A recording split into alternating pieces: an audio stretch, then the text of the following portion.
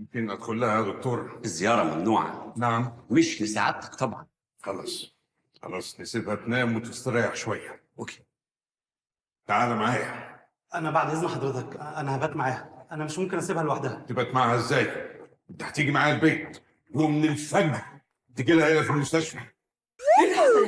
بنتي جرالها ايه؟ ما تقلقيش، سلوى كويسه، شويه تعب بسيط وهتخرج بكره ان شاء الله.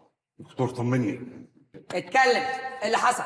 والله العظيم ما اعرف، انا وسلوى كنا واقفين نتكلم وكويسين جدا، دي حتى كانت لسه مهزقاني فجأة دخلت وقعت كده من نفسها، والله العظيم يا سيادة اللواء.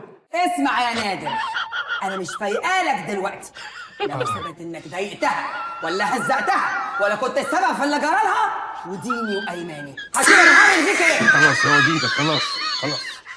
سيبيه دلوقتي، وبكره الصبح لما سلوى تفوق هتقول لنا على الحقيقه. هو احنا هنلغي البنت ونخليها تحكي بمشاكل يا فاروق؟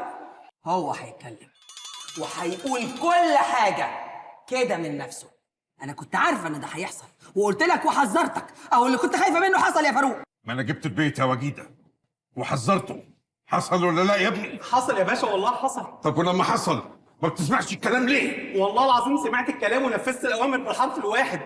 خلاص يا فاروق، مش وقت الكلام هنا، كلام هيبقى في البيت. اشرب الليمون كده واهدى واحكي لي بالتفصيل اللي حصل. حاضر. هي سلوى كانت مريحه جوه في الاوضه، وانا كنت قاعد بره في الليفينج كنت بتفرج على التلفزيون.